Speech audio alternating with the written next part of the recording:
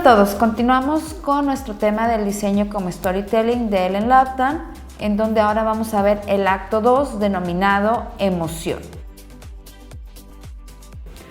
Una gran historia hace más que representar una emoción desde la distancia, nos emociona. ¿Qué es lo que hace que te compres unas zapatillas o unos zapatos en lugar de otros? ¿Qué zapatos llevas ahora mismo? ¿Recuerdas por qué los compraste? Todo esto va implicado, muchas veces es esa emoción del aparador, del quererlo relacionar a lo mejor para un evento en específico. A lo mejor nadie se acordaba de los zapatos hasta el momento en que lo pregunté y lo volvieron a ver y se van detonando todas esta serie de respuestas. El diseño destinado a suscitar emociones requiere pensar en cómo los usuarios anticiparán una experiencia y cómo la van a recordar después, así sean simples zapatos. Los productos transforman cómo nos sentimos. Nuestra relación con ellos cambia con el tiempo. Anteriormente, las emociones eran consideradas como impulsos irracionales, inferiores a la capacidad de análisis crítico. Sin embargo, hoy en día hablamos de inteligencia emocional, para designar la habilidad para leer los sentimientos de las personas y responder a ellos de formas que potencien la comprensión y la cooperación. Los diseñadores ejercitan su inteligencia emocional explorando la empatía. Los diseñadores necesitan adoptar estrategias para acceder a los contextos emocionales de los productos que tienen que diseñar pensando en la gente que los usará. Para eso tenemos este gráfico de emociones de Robert Plutchik, inspirado en la teoría del color, en donde la admiración y la aversión, por ejemplo, son emociones extremas y opuestas, y nosotros como diseñadores podemos utilizar este círculo cromático para empezar a hacer esa relación entre la emoción que le va a suscitar a nuestro receptor con el objeto que estamos queriendo que identifique. La aceptación es una forma moderada de admiración, como si fuera un tono más pálido de un mismo color. Las emociones afectan al diseño de cualquier cosa, desde una familia tipográfica a un logotipo, un altavoz inalámbrico o la aplicación digital de un banco. El experto en usabilidad Donald Norman invita a los diseñadores a generar asombro y sorpresa. Por eso tenemos en esta diapositiva este esquema muy similar a una paleta. Las tres capas de la experiencia de usuario se superponen e influyen mutuamente, en donde tenemos esta parte visceral, después la parte conductual y por último la reflexiva. Estas partes que ya mencioné de la experiencia del usuario de Norman recuerdan la estructura básica del storytelling: principio, nudo y desenlace. Si recordamos la clase anterior, todo se va ligando mucho a estos tres momentos. La parte visceral corresponde a lo que procesamos de modo inmediato con nuestra mente y nuestro cuerpo. Es la que genera un impulso. Podemos asemejarla a cuando vemos un botón y sentimos la necesidad de presionarlo, aunque muchas veces podamos tener ahí un letrero que diga no presionar, pero sabemos que dentro de nuestra entraña algo nos está llamando a presionar ese botón. Lo que nos lleva a la cuestión de la conducta, que es una acción que los usuarios llevan a cabo, ya sea apretar este botón que les platicaba, comprar un libro, leer un pie de foto o encontrar una salida. Esto lo podemos encontrar también en el momento en el que manejamos las redes, por ejemplo. Vemos estos encabezados y hay cierta cuestión que nos lleva a esta parte de la víscera que a lo mejor está ligado entre entre el pie de la nota, la fotografía que nos muestra, y nos va llevando a esa parte de la conducta que es dale clic y vamos a ver qué sucede. Lo que nos lleva a la parte final, ¿sí? En este aspecto reflexivo, donde la reflexión corresponde a lo que recordamos luego, a las asociaciones emocionales que forjamos con un producto o un servicio a lo largo del tiempo. Según Norman, solo en el nivel reflexivo residen la conciencia y los niveles más elevados de sentimientos, emociones y cogniciones. Muchas veces es difícil llegar a este punto. Regularmente se actúan dentro de los otros dos primeros momentos, lo que es la víscera, lo que es la conducta. Si se logra crear esta inmersión en el usuario de llegar hasta la reflexión, entonces estaremos hablando de este 50% de llegar hacia mi usuario para que logre reflexionar acerca de por qué está teniendo esa relación con el mensaje o con el producto. Para ayudarnos a manejar todo esto, podemos hablar acerca de la jerarquía de Maslow, en donde, según el autor, los seres humanos luchan para cubrir las necesidades vitales esenciales, que son salud, seguridad y aceptación social. Solo tras asegurarse estos requisitos básicos, pues puede intentar crecer, alcanzar la felicidad y la autorrealización. Pero ya dentro de la experiencia del usuario, los diseñadores Aaron Walter y Jared Spool han aplicado el modelo jerárquico a la experiencia del usuario. Vamos a hacer cómo ellos hacen esta analogía. Además de las cualidades básicas del diseño interactivo, que es la funcionalidad, fiabilidad y usabilidad, la pirámide que ellos proponen añaden también el factor placer en la cúspide, y lo podemos ver en esa imagen, en donde tenemos la parte funcional. Si el diseño no funciona, ya sabemos que no sirve. Tiene que ser fiable, que es decir, de saber de que si yo regreso a ese diseño, pues me va a volver a funcionar. Usable. ¿Cuántos de nosotros no hemos dejado una página, una aplicación o un mensaje que no encontramos esa capacidad del usuario? Y por último, en esa parte, en la cúspide, como cereza del pastel, como lo estamos viendo en la diapositiva, pues la cuestión placentera. Entonces, si logramos en nuestro objeto de diseño, en nuestro mensaje, lograr todas estas fases y añadir la cereza del pastel dentro de lo placentero, pues estaremos logrando un mensaje funcional. También pongo en esta misma diapositiva una captura de pantalla de Pinterest, y que yo considero, lo dejo a sus comentarios en el foro si gustan, ¿qué se les ocurre que pueda ser una aplicación, una página, un objeto de diseño que reúna todas estas experiencias de la jerarquía de Maslow? Pinterest es una de ellas. Es funcional porque la página funciona. Creo que cada uno de nosotros podemos tener un perfil, una cuenta en Pinterest. Es fiable, sabemos que lo que guardamos ahí se queda. A lo mejor no me acuerdo en qué tablero lo puse, pero ahí está. Es usable porque me permite tener esta experiencia, esta capacidad de organización, y al final del día, aunque no realicemos nada de lo que dejamos ahí pineado, estos proyectos por hacer, lo que queremos empezar, pues resulta placentero el saber que ahí está y puedo regresar a él. Por tanto, teniendo todo esto como antecedente acerca de la emoción, ahora vamos a ver herramientas que nos ayudan precisamente a generar esta parte de la creación de la narrativa. Y comenzamos con la economía de la experiencia. En el siglo XXI, el diseño y la venta de experiencias han eclipsado la fabricación de bienes físicos. Esto es muy interesante. Una experiencia suscita emociones y genera recuerdos. Engloba una acción dramática, una implicación sensorial y una interacción temporal en el usuario. Durante una experiencia, los usuarios generan significados y asociaciones que adquieren una importancia mayor que la del propio acontecimiento. Yo ya no me tengo que preocupar por conseguir el grano de café, no me tengo que preocupar por moler ese grano de café, yo necesito el café. Entonces ya tengo ese servicio que yo bien me lo puedo proveer, pero pues tenemos empresas que nos dan el servicio de ese café.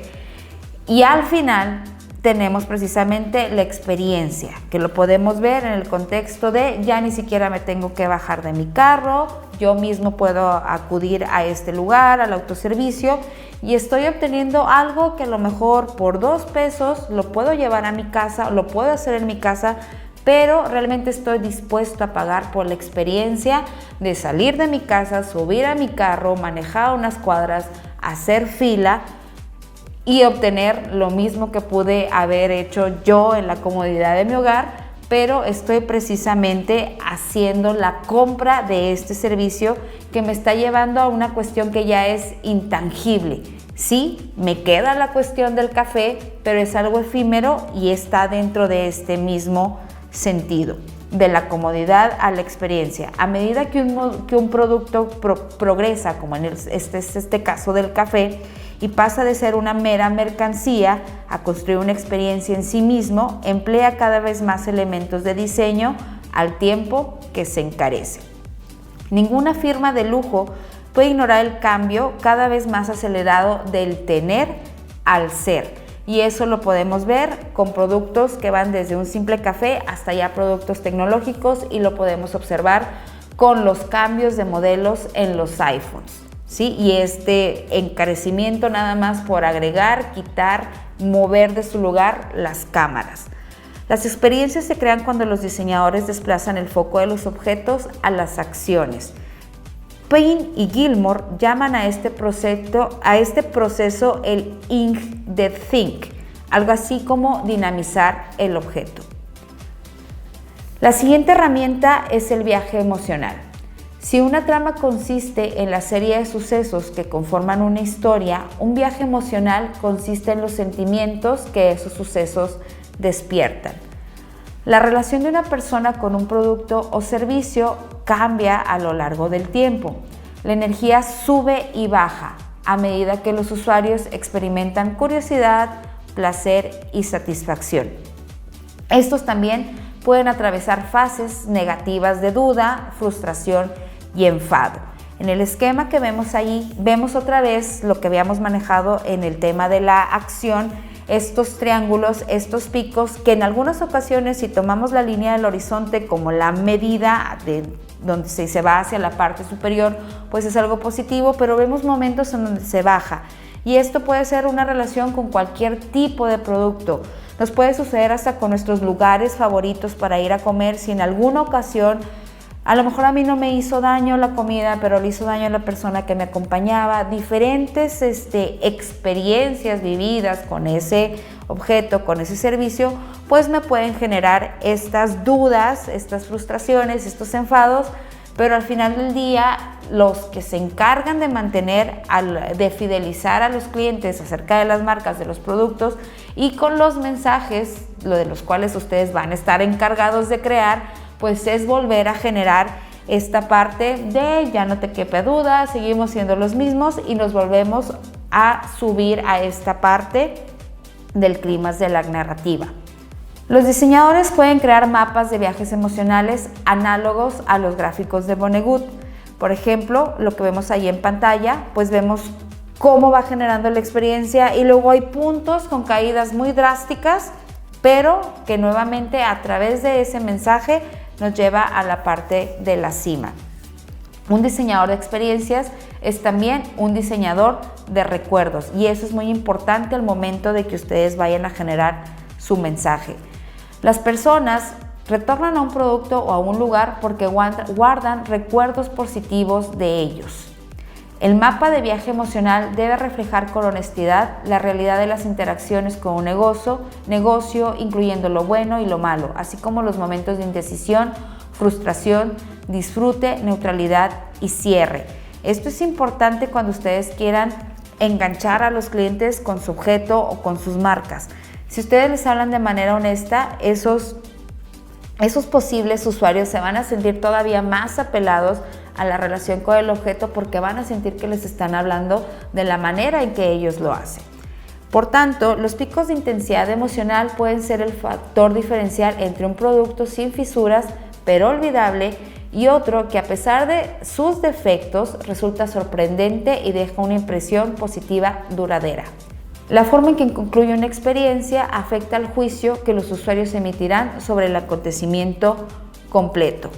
Y para resumir todo esto, pues tenemos este esquema que vemos en la diapositiva del viaje emocional, la aplicación de la hada madrina. Es como si metiéramos a nuestra hada madrina del cuento de la Cenicienta a una aplicación en donde nos va a llevar en un nivel descendente, pero obviamente nos dice tienes que regresar a las 12, que a lo mejor nos puede desanimar, pero dentro de esta falla sabemos que vamos a obtener una recompensa y seguimos adelante. La siguiente herramienta es la co-creación, y este es muy importante hoy en día, que estamos inmersos en una gran cantidad de generación de mensajes. En donde veamos, hacia donde volteemos, en la palma de nuestra mano, estamos bombardeados por imágenes y por mensajes. Por tanto, el considerar esta herramienta nos va a ayudar a tener una mejor comunicación con nuestros usuarios. Las actividades de la co-creación abarcan desde la evaluación de soluciones ya existentes a la generación de nuevas ideas. Mediante la co-creación, los diseñadores colaboran con los usuarios para comprender el contexto de un proyecto y aprendan cómo implementar nuevas soluciones que mejoren la vida de las personas. Cuando los usuarios desempeñan un papel activo en el proceso de diseño, se convierten en testigos expertos en una tarea o en un reto, específicamente humanos. Otra herramienta, y que puede estar basada o puede desprenderse de la co-creación, son los arquetipos. Los equipos de diseño usan arquetipos para imaginar cómo es que personas diferentes con diferentes deseos interactúan con una herramienta o servicio. Las características de un arquetipo pueden basarse en datos demográficos generales, género, edad y renta, y eso lo pueden sacar con datos del INEGI, así como en particularidades e intereses específicos. Los arquetipos más valiosos son los que se basan en la observación de personas reales. Y esto es también muy interesante, va relacionado de la co-creación, porque los pone en trato directo con los usuarios. Hay que tener siempre muy presente que el diseño es para alguien más, es para un tercero, el diseño es para la gente. Otra herramienta que se utiliza para esta parte emocional son los emoticonos. Nacidos en los años 90, cuando muchos adolescentes se volvieron locos y empezaron a intercambiar en sus mensajes de buscadores y celulares símbolos hechos de mapas de bits, que hoy en día sabemos que ya esto ha despuntado a manera de stickers y otras maneras de comunicación. Pero se caracterizan por su generalidad, pues si son demasiado específicos pierden su capacidad de comunicación. Es decir, desconozco del contexto, no sé de qué me están hablando. Funcionarios de Unicode deciden cuándo un nuevo emoticono puede ser admitido. La creación de un sistema de iconos expresivos ensancha el área de la práctica del diseño. En la diapositiva tenemos un ejemplo del diseño de personaje para la exposición See, Hear, Play, Designing with Sound, en donde vemos cómo a través de estas figuras muy geométricas pues se representan estas emociones, y es precisamente lo que mencionábamos. Abre el espectro para que el diseñador tome todas estas habilidades o toda esta investigación emocional de la mano con sus usuarios para poder conectar con ellos mismos. Otra herramienta es el color y las emociones. Si ya logramos llegar hasta acá, pues ahora ya tenemos estas herramientas que van muy de la mano de la parte técnica, pero que también es importante combinarla con la parte teórica. La combinación de color y emoción constituye una poderosa herramienta del storytelling. El color crea una impresión sensorial que refleja estados de ánimo y emociones. Los diseñadores exploran el contexto cultural del color, su contenido narrativo y sus efectos psicológicos con el fin de alterar el significado de una imagen, de un entorno o de un producto, y modificar el impacto que tiene sobre los usuarios. Lo podemos ver en la imagen que está en la diapositiva, en donde cómo cambia la perspectiva y cómo puede cambiar la interpretación de una misma historia, nada más con el cambio de la paleta cromática. Con esto terminamos esta parte de la emoción y nos vemos la siguiente semana para ver la sensación. Hasta luego.